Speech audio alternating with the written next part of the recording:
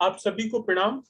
महाराष्ट्र राज्य हिंदी साहित्य अकादमी द्वारा चलाए गए इस आजादी के अमृत महोत्सव के उपलक्ष्य में 75 साल 75 व्याख्यान की श्रृंखला में एक बार पुनः मैं मनीष मिश्र आप सभी का यहाँ पे हार्दिक स्वागत करता हूँ।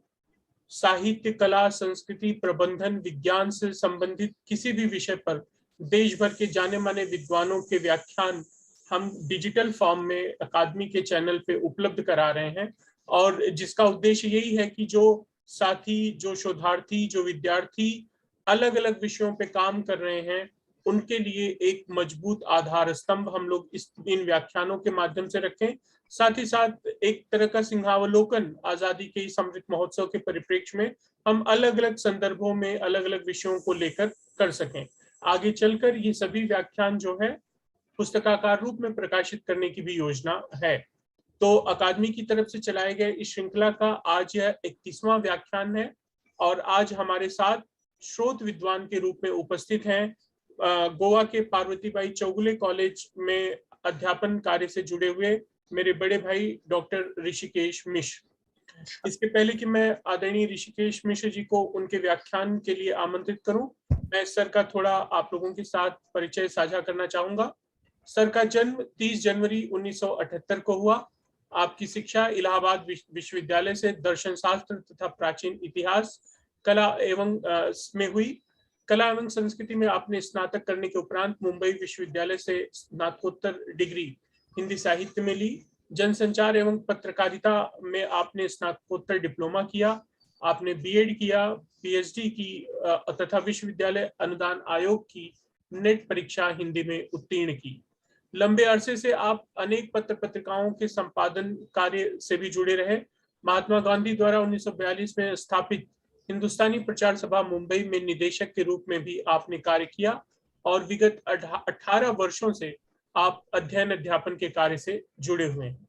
जो आपका प्रकाशन कार्य अभी तक हम लोगों के बीच आया, उसमें राम काव्य परंपरा, भक्ति दर्शन एवं अवदान, अक्कलकोट निवासी श्री स्वामी समर्थ के जीवन चरित्र का मराठी से हिंदी अनुवाद, विभिन्न पत्र पत्रिकाओं में कविता, कहानी, व्यंग्य, पुस्तक समीक्षा, आलेख तथा साक्षात्कार आपके नियमित रूप से प्रकाशित होते रहते हैं। अनेक पुस्तकों एवं प्रतिष्ठित पत्रिकाओं में शोधालेख आपके प्रकाशित होते रहते हैं। साहित्य की विभिन्न विधाओं पर पुस्तकें आपकी प्रकाशनाधीन हैं। इसके अलावा मुंबई एवं गोवा के आकाशवाणी केंद्र से अनेक वार्ताएं आपकी प्रसारित हो चुकी हैं। अनेक राष्ट्रीय अंतर्राष्ट्रीय संगोष्ठियों, कार्यशालाओं और भाषिक तथा साहित्यिक सम्मेलनों का आयोजन आपने किया है। साथ ही साथ ऐसे आयोजनों में आपकी सक्रिय सहभागिता भी रही है। 50 से अधिक राष्ट्रीय एवं अंतर्राष्ट्रीय संगोष्ठियों में आपने अपने शोधालेख प्रस्तुत किए हैं।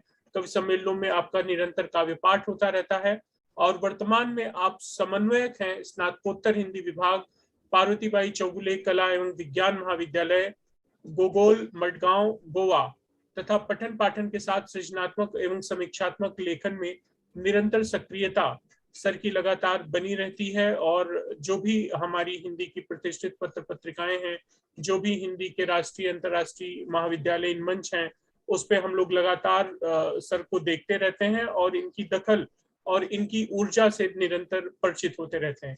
तो ऐसे बड़े भाई डॉक्टर मिश्र आज जिस विषय पर केंद्रित होकर अपना व्याख्यान हमारे समक्ष रखेंगे, वह है स्वतंत्रता का अमृत महोत्सव और भारत का सांस्कृतिक परिप्रेक्ष्य।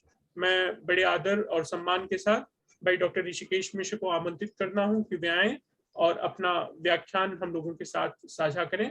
भाई ऋषिकेश मिश्र। बहुत बहुत धन्यवाद। सबसे पहले तो मैं आभारी हूँ आपका कि ये बड़ा सुखद अवसर मुझे मिला, क्योंकि ये जो समय है निश्चित रूप से भारतवर्ष के लिए बहुत बढ़िया है, बहुत उत्तम समय है। जब हम आज़ादी का 75 वर्ष मना रहे हैं, और इस समय कुछ कहना निश्चित रूप से मेरे लिए सौभाग्य की बात है। मैं आपकी इस कर्मण्यता से बहुत प्रभावित रहता हूँ। आप निरंतर सक्रिय रहते हैं। आपको साधुवाद, और आपको आपके प्रति आभार भी हृदय से कि मुझे ये अवसर मिला कि मैं अपनी बात जो है रख सकूं। देखें, हम 75वां वर्ष सेलिब्रेट कर रहे हैं। दरअसल ये जो समय है, देश हमारा स्वतंत्रता का अमृत महोत्सव मना रहा है। हमने परतंत्रता की जो बेड़ियां थी वर्षों पूर्व निकाल फेंकी। हमारा देश लंबे समय तक परतंत्र रहा। 1947 के पूर्व हमने परतंत्रता की लंबी बेड़ियां महसूस की। इस्लाम और उसके बाद अंग्रेजों की दर्दनाक हुकूमत। लेकिन महत्वपूर्ण यह है कि हमने अपना संघर्ष कभी कम नहीं किया। इस परतंत्रता के दौरान हमारा संघर्ष कभी कम नहीं हुआ। हम निरंतर लड़ते रहे, संघर्ष करते रहे, चाहे वह मुस्लिम आक्रमण हो अथवा ब्रिटिश हुकूमत। हम कभी देखिए हाथ पर हाथ धरे नहीं बैठे रहे। हम उनके खिलाफ हमेशा खड़े रहे, अपनी अस्मिता और अपने अस्तित्व को लेकर सजग रहे। ठीक है कि एक लंबी गुलामी हमने भोगी, लेकिन हमने कभी न तो अपना अस्तित्व खोया, न अस्मिता खोई, न अपनी सांस्कृतिक धरोहरों को हमने खोया। ब्रिटिश हुकूमत जो थी बड़ी निर्दयता पूर्वक हमारे श्रम और संपदा का दोहन कर रही थी, उसने किया, और वह बड़ा अत्यंत भयावह परिदृश्य था जब हमारे हाथ काटे गए, हमारी कब्रें खोदी गई, हमारा सब कुछ शोषित कर लिया गया, खून तक चूसा, तो कुछ भी बाकी नहीं रखा उन लोगों ने। जितना शोषण कर सकते थे, जितना कमजोर कर सकते थे हिंदुस्तान को, उतना किया। तो स्वतंत्रता में अपनी सांस्कृतिक विरासत की रक्षा कर पाना, अपने धर्म, अध्यात्म, दर्शन, कला, संगीत, साहित्य, इन सब का रक्षण कर पाना बड़ा आसान नहीं होता। हालांकि हमने किया। पराधीन सपने सुख नहीं, बाबा तुलसीदास कहते हैं, पराधीन मनुष्य को तो स्वप्न में भी सुख नहीं प्राप्त होता। 1857 से लेकर 1947 तक, स्वतंत्रता की प्राप्ति तक, हम निरंतर अनवरत ब्रिटिश हुकूमत से लोहा लेते रहे। और 1947 15 अगस्त का दिन हमने पराधीनता का चोला उतार दिया। अब जो चुनौतियां हमारे पास थी, निश्चित रूप से हम स्वाधीन तो हो गए, स्वतंत्र हो गए, हम आजाद हुए, लेकिन उस आजादी के साथ, स्वतंत्रता के साथ हमारी चुनौतियां भी बहुत अधिक थीं। उन चुनौतियों का सामना करना था।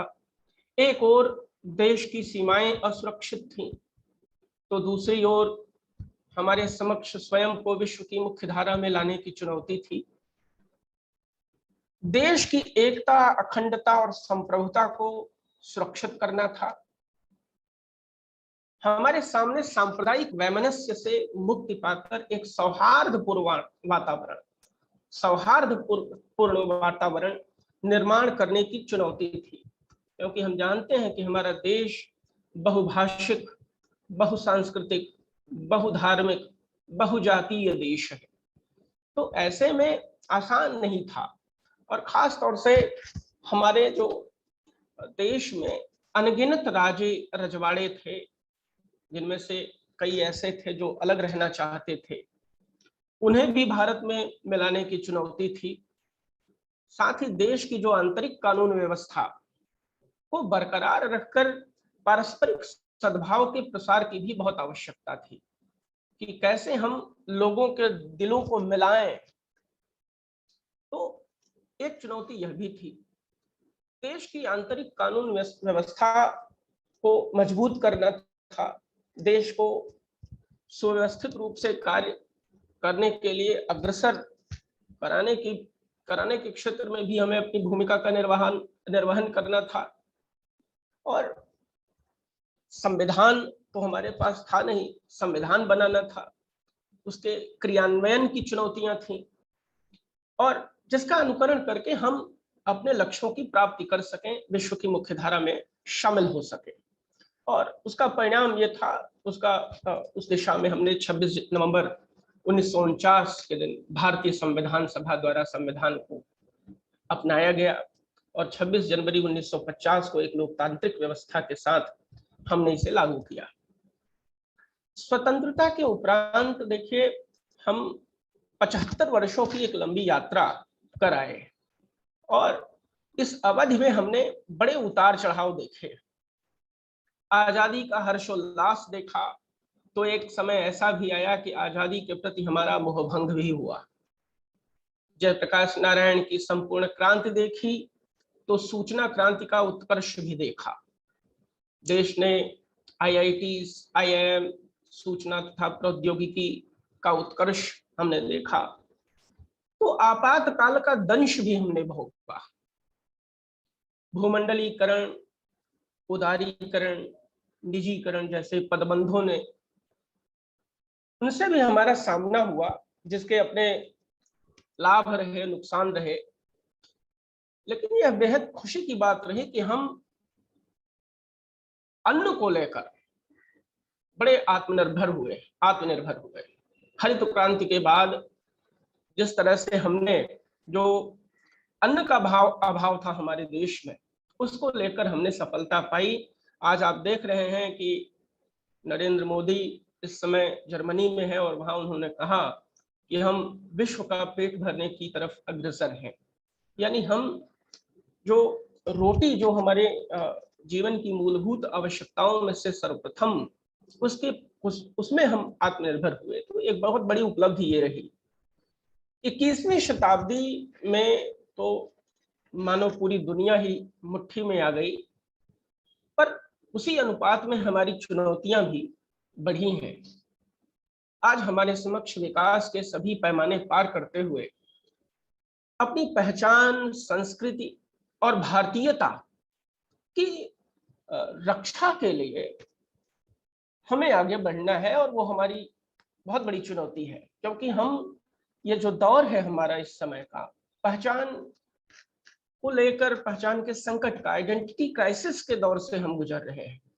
ये वैश्विक समस्या है कहीं न कहीं, और खासतौर से भारत को लेकर देखें तो हमारे सामने ये बहुत बड़ी समस्या है। क्योंकि एक तो हमारे यहाँ की विविधता, और दूसरे अंग्रेजी के जाने के बावजूद अंग्रेजियत का बरकरार रहना, जो हमारी संस्कृति और हमारी पहचान पर निरंतर एक छाया उसकी बनी हुई है हमारे ऊपर।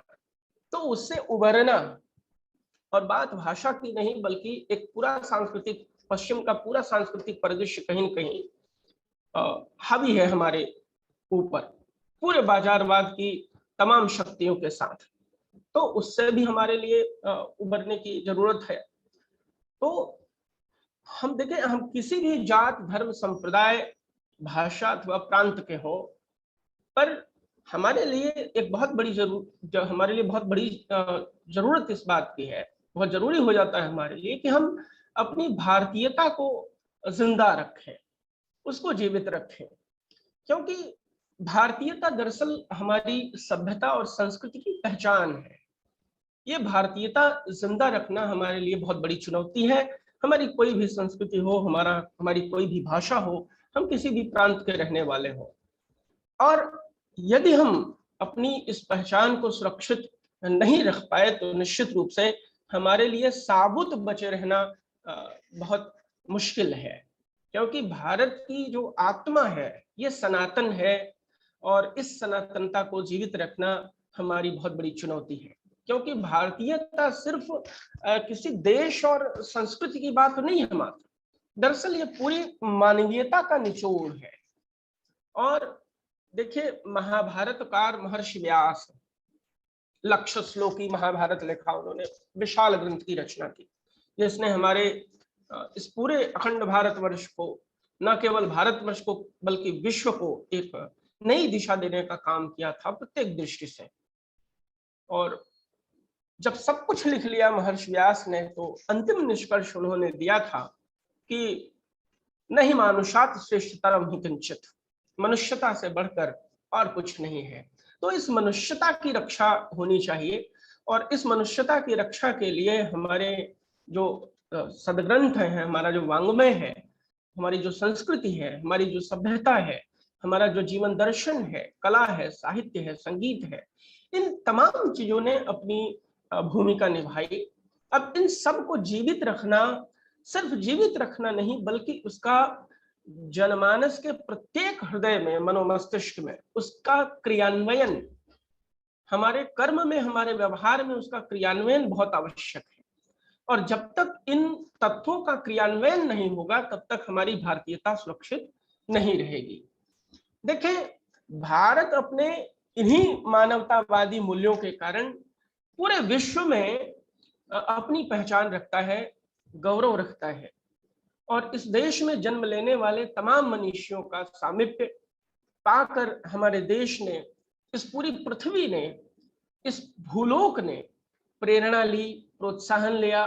और इन्हीं मूल्यों के कारण हम कहीं न कहीं श्रेष्ठ माने जाते हैं। यहाँ तक कि देवता भी इस जमीन को, इस भूमि को सराहते हैं। और हम तो इस भूमि को माँ मानते हैं। माता भूमि पुत्रो अहम पृथिव्या, ये भूमि हमारी माँ है और हम इसके पुत्र हैं। तो यह जो संकल्पना है पृथ्वी और मनुष्य के बीच, जो एक समन्वय, ये समन्वय आपको किसी और संस्कृति में देखने को नहीं मिलेगा, ये सिर्फ भारतवर्ष में। विष्णु पुराण में आता है, गायन्ति देवा किल गीतकानि धन्यास्तुते भारत भूमि भागे स्वर्गाप वर्गास्पद हेतु भूते भवन्ति भूयः पुरुषासुरत्वात्। तो यहाँ ये तो ऐसी भूमि है जहां पर देवता भी आने को तरसते हैं, क्योंकि ये ऐसी जमीन है। बाबा तुलसीदास जी रामचरितमानस में लिखते हैं, ये साधन धाम मोक्ष कर द्वारा पाइन जे सुरलोक समारा सो परत दुख पावहि सिर धुन धुन पछताहि काल ही कर्म ही ईश्वर ही मिथ्या दोष लगाए।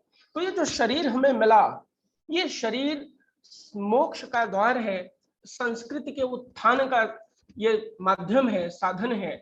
और इसको सलामत रखना, इसको जीवित रखना, इसको जिंदा रखना, इसको शक्तिशाली बनाना बहुत आवश्यक है।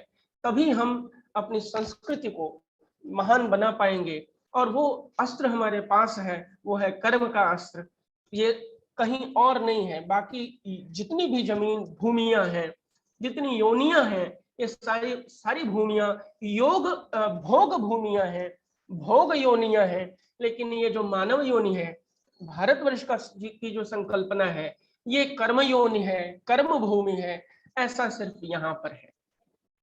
और यही कारण है कि तमाम आक्रमणकारी ताकतें अपनी अपनी संस्कृतियां लेकर भारत में आई और भारत इसके लिए खुले दिल से खड़ा रहा। क्योंकि हम तो ये मानते ही हैं कि किसी भी दिशा से ज्ञान की कोई भी धारा आए, हम उसे स्वीकारने के लिए तैयार हैं, बशर्ते उसमें मानवता का कल्याण निहित हो। तो तमाम ऐसी ताकतें भारत आई जिन्हें हमने आत्मसात किया, और जो भी सार स्वरूप रहा उसे अपनाया, और जो भी थोथा रहा उसे हमने उड़ा दिया। सार सार को गहिर है, थोथा दे उड़ाए, और हमने ये किया। देखें, जितनी भी संस्कृतियां थीं, या तो भारत की इस अनाहत अविच्छिन्न सांस्कृतिक धारा में घुल मिल गई, समा गई, जैसे शक, यमन, हूण, कुषाण, ये संस्कृतियां तो यहीं खो गई। और जो कुछ ऐसी भी थी वो जीवित रही, लेकिन एक गंगा जमुनी तहजीब को आगे बढ़ाती रही। देखिए, भारत जो है विचार विनिमय का देश रहा है, और इसी कारण इस देश का कभी बाल बांका सांस्कृतिक धरातल पर हुआ नहीं, है ना भाई। हम अक्सर कहते हैं कि यूनान, मिस्र, रोमा सब मिट गए जहां से, बाकी मगर अभी है नामो निशान हमारा, कुछ बात है कि हस्ती मिटती नहीं हमारी। तो ये सदियों से जमाना हमारा दुश्मन रहा, लेकिन हमारा जो अस्तित्व है कभी खत्म नहीं हुआ। इसके पीछे इसी विचार विनिमय की जो परंपरा रही, लगातार सांस्कृतिक परिवर्तन परिवर्धन की जो परंपरा रही, ये कभी कम नहीं हुई। और यही कारण है कि किसी भी झरोखे से आने वाला जो प्रकाश है वो हमारे लिए सदा वरिण्य रहा। हम अपने आप को अपडेट करते रहे, अपग्रेड करते रहे। तो ये बहुत बड़ी बात हमारे देश के लिए रही। लेकिन एक बात ध्यान में रखें, चाहे जो ज्ञान की धारा भारत में आई हो, लेकिन भारतवर्ष की जो आत्मा है वो अजर अमर है, अजर अमर है। और वो सदा ही ऊर्ध्वमुखी बनी रही। और कम से कम हमारा लक्ष्य तो वही रहा कि हम अपने आप को उत्थान के मार्ग पर अग्रसर करते रहें, श्रेष्ठता के मार्ग पर अग्रसर करते रहें और सबको लेकर चलते रहें। एक इंक्लूसिव संस्कृति की हम बात करते रहे और उसकी आवश्यकता भी बनी रही और आज भी है। और ये हमें समझने और करने की आवश्यकता रही है। देखिए, ऐसा हम कहते हैं कि भारतवर्ष विश्व का सबसे समृद्ध देश रहा करता था और आज भी है चिंतन के धरातल पर, इसमें कोई शक व शुबहा नहीं है। लेकिन ये जो समृद्धि थी हमारे देश की, पहले आप हर्षवर्धन तक इस समृद्धि को देख सकते हैं। हर्षवर्धन के उपरांत ये जो आतताई ताकतें आईं, उन्होंने निश्चित रूप से हमारी इस समृद्धि में ग्रहण लगाया और इन आतताई शक्तियों द्वारा इस देश को निर्बल किया गया। हमारे सांस्कृतिक मूल्यों को नष्ट करने की असफल कोशिशें हुई। आज हम स्वतंत्र हैं, लेकिन ऐसा नहीं है कि स्वतंत्रता पाने के बाद, आजादी के बाद हमारे खतरे दूर हो गए हैं, खतरा टल गया है, ऐसा बिल्कुल नहीं है, क्योंकि खतरा अभी भी पूर्ववत बना हुआ है। अब ये खतरे क्या हैं? देखिए, असल में धर्मनिरपेक्षता के नाम पर जो हमारे संविधान में बहुत बाद में जोड़ा गया, धर्मनिरपेक्ष होना कोई बहुत बड़ी अच्छी चीज नहीं है, क्योंकि धर्म कोई त्याज्य वस्तु नहीं है। हम तो आनो भद्रा कृतवो यंतु विश्वतः के उपासक रहे हैं कि किसी भी दिशा से ज्ञान का प्रवाह आए। तो हमने धर्मनिरपेक्षता के नाम पर, तो कभी प्रगतिशीलता के नाम पर, तो कभी अपने क्षणिक स्वार्थों की पूर्ति के लिए तथाकथित लोग, हम देखते हैं कि उन भारतीय मूल्यों पर ही प्रश्न चिन्ह खड़ा कर देते हैं जो हिंदी और हिंदुस्तान की थाती है। असल में इस थाती को, इस ज्ञान की थाती को, सांस्कृतिक थाती को हमें बरकरार रखने की आवश्यकता है। देखिए, हम चाहे जिस जाति में, धर्म में, संप्रदाय में पैदा हुए हों, लेकिन हमें इस बात को ध्यान में रखना होगा कि हमारी संस्कृति एक है। आप जानते हैं कि इंडोनेशिया में जो आबादी है, वहां की जो जनसंख्या है, वो मुस्लिम समुदाय के लोग हैं, लेकिन उनकी जो संस्कृति है वो भारतीय है। उनकी जो संस्कृति है वो राम की संस्कृति है। तो संस्कृति और धर्म दोनों एक जुदा चीजें हैं, हालांकि एक दूसरे की पूरक हैं, लेकिन अपनी संस्कृति को हमें नहीं भूलना चाहिए। तो जब एक दूसरा देश इस तरह से आगे बढ़ सकता है, तो निश्चित रूप से हम, भले ही हमारे यहाँ तमाम तरह की विभिन्नताएं हो, अनेकता हो, लेकिन हमें अपनी भारतीय संस्कृति को जीवित रखने की जरूरत है, उसे आगे बढ़ने की जरूरत है। क्यों? क्योंकि हमारे दरअसल मूल्य एक है, हमारे पूर्वज एक हैं, हम एक ही भारत माता की संतान हैं। और देखिए, महाभारत में ही आता है, जब ये पूछा गया कि भाई हमारे लिए कौन सा मार्ग श्रेयस्कर है, तो महाजनो येन गतः सपन्था, जिस राह से महापुरुष गए हैं, जिस मार्ग को उन्होंने अंगीकार किया, वही मार्ग हमारे लिए सर्वोत्तम है, क्योंकि हम भारत माता की संतान हैं और हमें अपने पूर्वजों को, उस सांस्कृतिक विरासत को, उस सांस्कृतिक अस्तित्व और अस्मिता को हमें कभी नहीं भूलना चाहिए।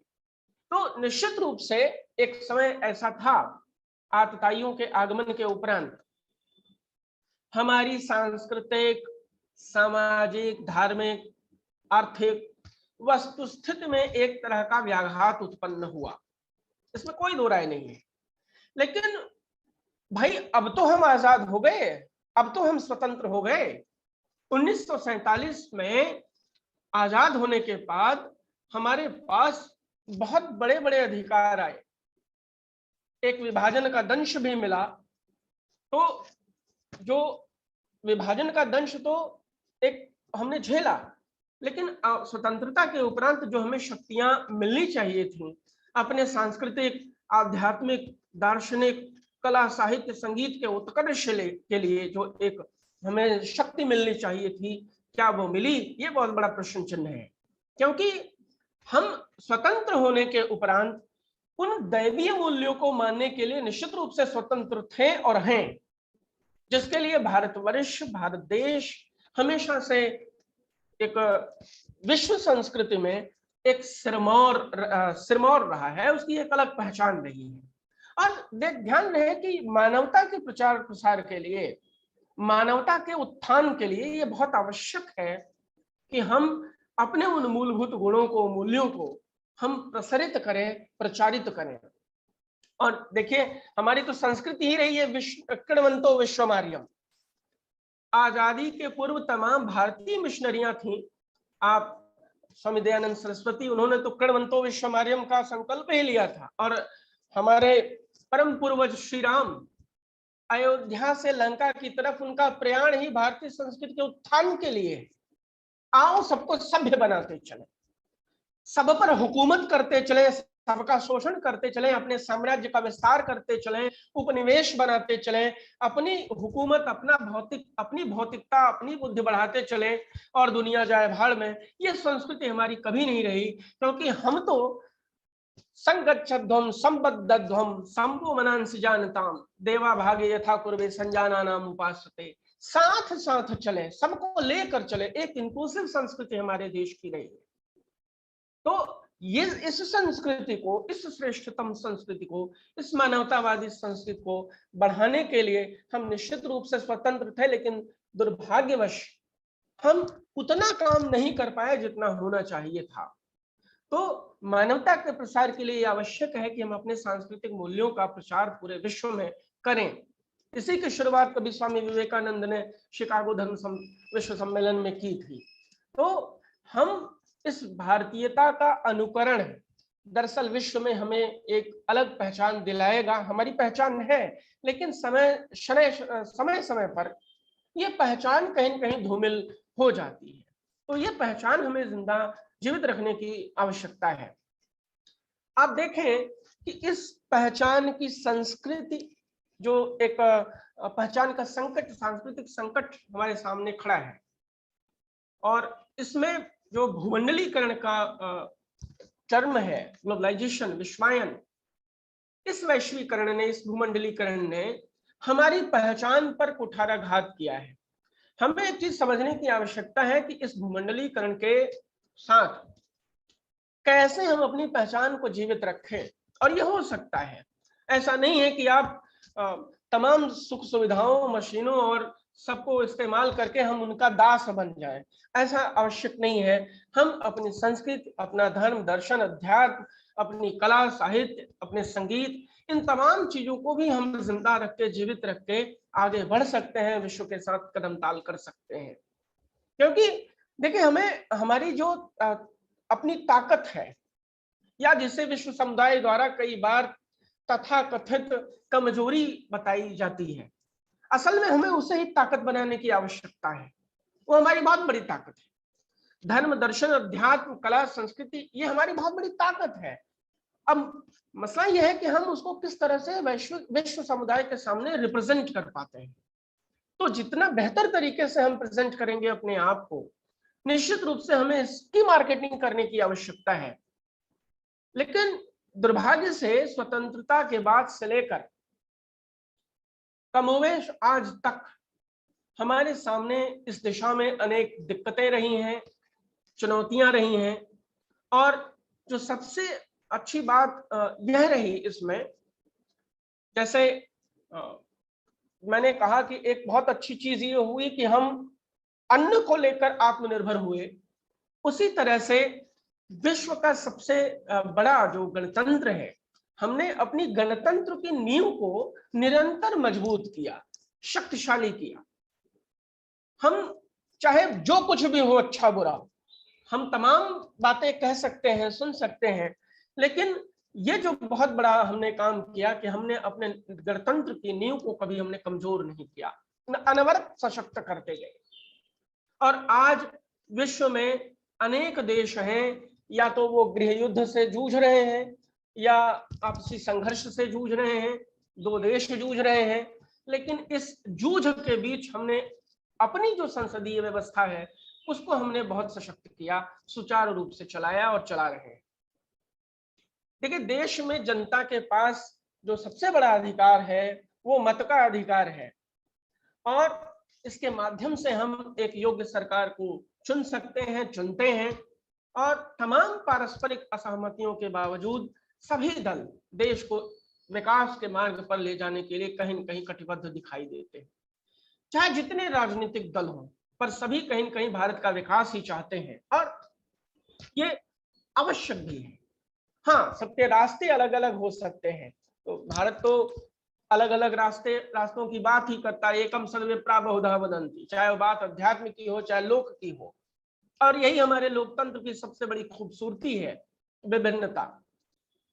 देखें, और हमारे इस गणतंत्र के समक्ष अनेक चुनौतियां हैं। विश्व समुदाय में हमारी पहचान एक धार्मिक, आध्यात्मिक और सांस्कृतिक देश के रूप में रही है। अब एक आर्थिक रूप से संपन्न देश के रूप में अपनी जगह बनाने की आवश्यकता है, क्योंकि आप देखें कि पर कैपिटा इनकम है, जीडीपी पर कैपिटा, वो हमारी निश्चित रूप से कम है। कहने को तो हम कह सकते हैं कि हम इस स्थान पर आ गए हैं, लेकिन प्रति व्यक्ति आय के रूप में हम बहुत पीछे हैं। तो ऐसे प्रयत्न करने की आवश्यकता है कि हम आर्थिक रूप से बड़े सबल बने, क्योंकि आर्थिक रूप से जो सबल होता है उसका सब कुछ बिकता है। तो हमारा जो भी श्रेष्ठतम है वो तब बिकेगा जब हम सशक्त होंगे। तो चूंकि वर्तमान समय मैन पावर का तो है ही, मैन पावर कभी हम उसको डिनाई नहीं कर सकते, लेकिन आर्थिक रूप से सशक्ति बहुत जरूरी है। तो एक आर्थिक रूप से संपन्न देश के रूप में अपनी जगह बनाने की आवश्यकता है। इस दिशा में कई चुनौतियां हैं जिन्हें हमें बिना किसी खुशफहमी के स्वीकार करने की आवश्यकता भी है, जिन्हें दूर करके हम एक विकासशील देश से विकसित देश की तरफ, देश बनने की दिशा में हम प्रयाण कर सकते हैं, आगे बढ़ सकते हैं। और तभी हमारी स्वतंत्रता सार्थक सिद्ध होगी और स्वतंत्रता संग्राम सेनानियों के स्वप्न भी पूरे हो सकेंगे। देखें, भारत एक संप्रभुता संपन्न देश है और संविधान में प्रत्येक नागरिकों को सामाजिक, आर्थिक, राजनीतिक न्याय देने का आश्वासन भी है। विचार, अभिव्यक्ति, विश्वास, धर्म, उपासना की स्वतंत्रता दी गई है। समान प्रतिष्ठा, अवसरों की समानता और समता की बात उल्लिखित है। किसी भी जाति पंथ का व्यक्ति हो, किसी भी जाति पंथ का व्यक्ति हो, उसकी गरिमा का ध्यान रखे जाने का अटूट संकल्प हमारे संविधान में है। राष्ट्र की एकता और अखंडता सुनिश्चित करने के लिए पारस्परिक बंधुत्व बढ़ाने का हमारे संविधान में एक बेहतर प्रावधान है। लेकिन ध्यान देने की बात है कि हमारे देश की व्यवस्था इन्हीं संवैधानिक नियमों के अंतर्गत कार्य करती है और हम अपनी स्वतंत्रता का दुरुपयोग नहीं कर सकते। हम ऐसे किसी कार्य से बचें जिससे देश की एकता, अखंडता और संप्रभुता पर आंच आए। निजी स्वार्थ, देखिए, कुछ चीजें हैं जिनसे हमें लड़ने की आवश्यकता है, उन्हें दूर करने की जरूरत है। भारत राजनीतिक धरातल पर बड़ा कई बार लगता है कि बड़ा एक नहीं हो पाया। इतिहास इस बात का साक्षी है। हम अभी भी निजी स्वार्थों, भाई भतीजावाद, नेपोटिज्म, जातिवाद, भाषावाद, प्रांतवाद और एक तुष्टीकरण जो लगातार हम करते रहे, इन संकीर्ण सोच से, इस संकीर्ण सोच से ऊपर उठकर हमें एक राष्ट्र हित में एक राष्ट्रवादी सोच विकसित करना होगा। देखिए, निजी स्वार्थों, पारस्परिक वैमनस्य और हमारी ऐतिहासिक भूलों के कारण हम आखिर परतंत्र क्यों हुए? एक विश्व में श्रेष्ठतम संस्कृति, श्रेष्ठतम सभ्यता को अंगीकार और लेकर चलने वाला देश, सशक्त देश और विशाल देश, जिसकी सीमाएं भी भौगोलिक रूप से बहुत सुरक्षित थीं, हम बड़े शक्तिशाली थे। लेकिन ऐसे कौन से कारण रहे कि जिनके कारण आतताई ताकतें आई और हम पर हुकूमत किया, लंबे समय तक किया और हमको एकदम कमजोर बना दिया, आर्थिक रूप से भी और दूसरी तरहों से भी। अब इन ऐतिहासिक भूलों को हमें समझने की आवश्यकता है, हम उन्हें भूल नहीं सकते। अगर हम वही गलतियां फिर दोहरा रहे हैं तो चीजें फिर बदल सकती हैं। ये बहुत सोचने की आवश्यकता है, क्योंकि अब ऐसा नहीं होगा कि कोई दूसरा देश आए हम पर आक्रमण करे और हम पर शासन करे, लेकिन आर्थिक रूप से आपके ऊपर दबाव तो बन ही सकता है अगर हम एक नहीं हुए तो। अगर अब भी हम भाषावाद, प्रांतवाद और भाई भतीजावाद जैसी चीजों को ढोते रहेंगे तो निश्चित रूप से हमें यह समझने की जरूरत, हम राज्य नहीं है, राष्ट्र है और राष्ट्र प्रथम होना चाहिए। ये देश के किसी भी भाषा भाषी, मत, पंथ और राज्य का कोई भी व्यक्ति हो, उसे इस दिशा में सोचने की आवश्यकता है कि हम अपने क्षणिक स्वार्थों से ऊपर उठकर उन विचारों एवं नीतियों को बढ़ावा दें जिससे भारत का सांस्कृतिक गौरव नई ऊंचाइयों को स्पर्श कर सके। आज भूमंडलीकरण के युग में मनुष्य विश्वग्राम की एक छत के नीचे तो अवश्य आ गया है, हम देखते हैं, लेकिन क्या ऐसा नहीं है कि संबंधों की खाइयां और चौड़ी हो गई हैं? हमें इन खाइयों को पाटना होगा। ये खाइयां हमारी पारिवारिक हैं, सामाजिक हैं, राज्यगत हैं और राष्ट्रीय भी हैं और पारस्परिक संबंधों की भी हैं। हमारे संबंध बहुत छीज रहे हैं बड़ी तेजी से। आज देखें, हमारे पास विश्व की सबसे बड़ी युवा शक्ति है और यदि हम अपनी इस शक्ति को अगर सही राह दिखा दें और उसका उपयोग हम राष्ट्र निर्माण में करें, राष्ट्र हित में करें, तो यथाशीघ्र भारत जो है विकसित देशों की सूची में शामिल हो सकता है। एक इसके लिए योजना की आवश्यकता है, एकजुट होने की आवश्यकता है और देखिए ये तभी संभव होगा जब हम अपने उत्तरदायित्वों को समझेंगे, अपने कर्तव्यों के प्रति जागरूक रहेंगे और समुचित रीति से अपने अधिकारों का पालन करेंगे। निश्चित रूप से हम वो जो हमारे लक्ष्य हैं, वैश्विक या राष्ट्रीय लक्ष्य, उनको हम पा सकेंगे और हम भारत माता के ऋण से तभी उऋण होंगे जब हम अपना कार्य ईमानदारी पूर्वक करेंगे और उत्तरोत्तर सर्वांगीण विकास की ओर अग्रसर रहेंगे।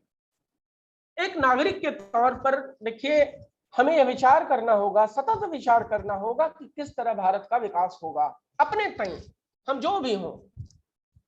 भाई राम जी का जब सेतु बन रहा था तो उसमें एक छोटी सी गिलहरी भी थी, पानी में जाकर भीगती थी और बालुका पर लोटपोट और आकर उस बन रहे ब्रिज पर, पुल पर अपने आप को झाड़ देती थी थोड़ी सी रेत। भगवान ने देखा और अपनी उंगलियां फेरी उसकी पीठ पर।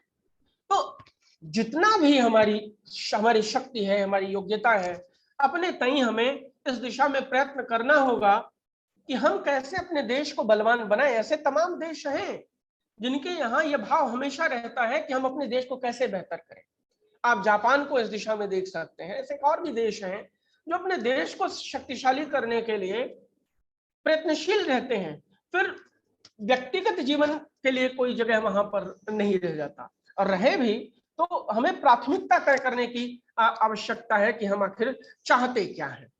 तो हमें यह सोचने की आवश्यकता है कि हम कैसे अब हम अपने उत्तरदायित्वों का निर्वहन कर सकेंगे, कैसे उत्तरोत्तर सर्वांगीण विकास की ओर अग्रसर रहेंगे। एक नागरिक के तौर पर हमें सदैव यह विचार करना होगा कि किस तरह का भारत हमें चाहिए, कैसे भारत का विकास होगा, जो हम कर रहे हैं क्या उससे वैश्विक पटल पर हमारे देश का मान बढ़ेगा।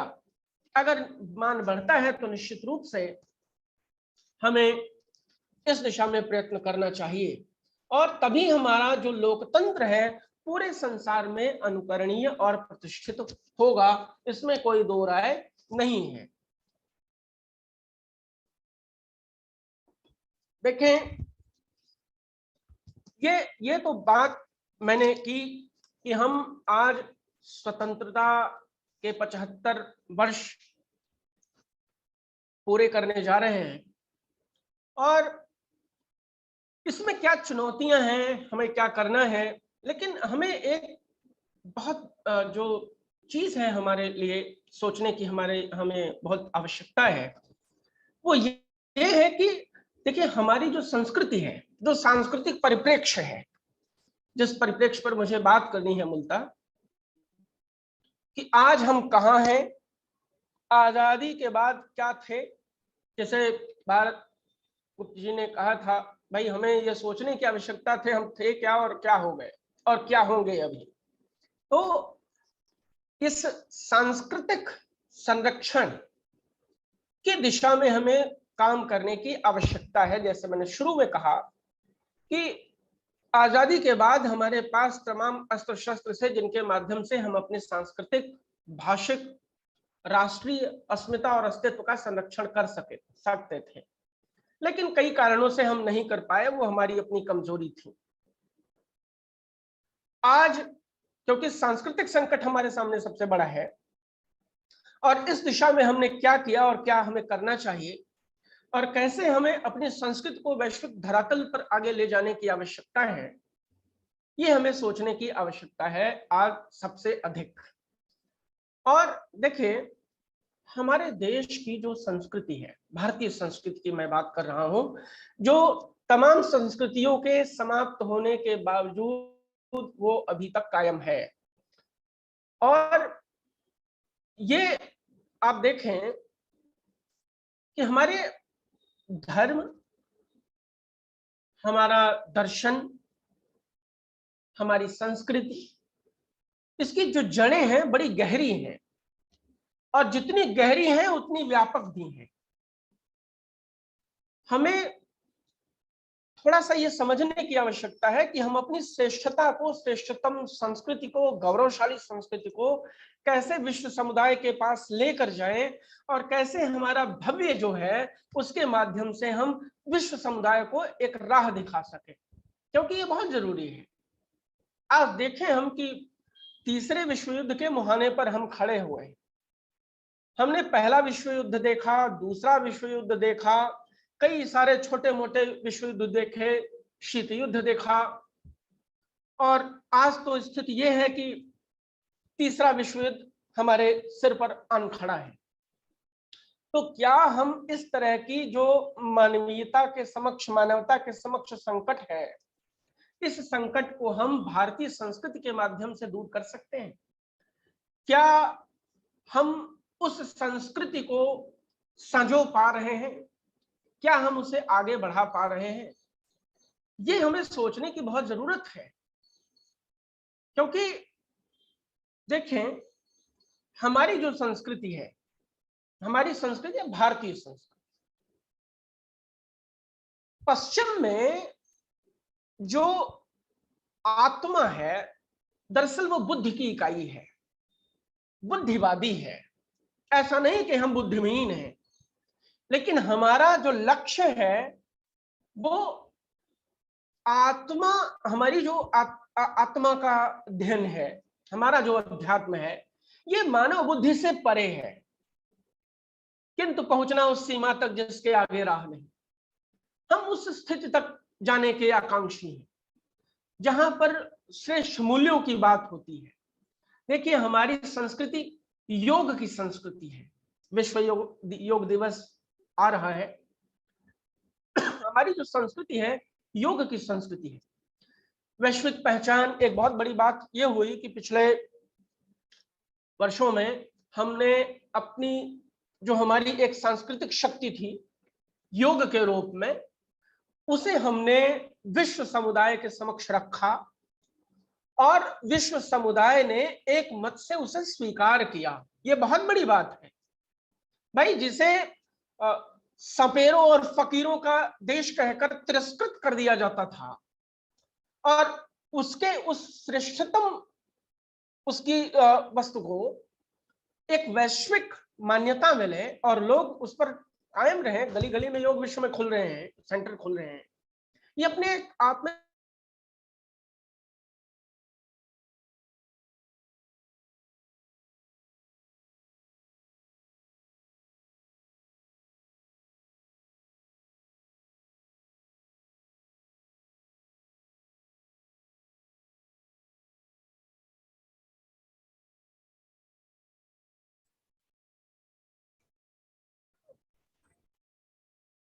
लगता है किसी कारणवश ऋषिकेश जी से संपर्क हम लोगों का टूट गया।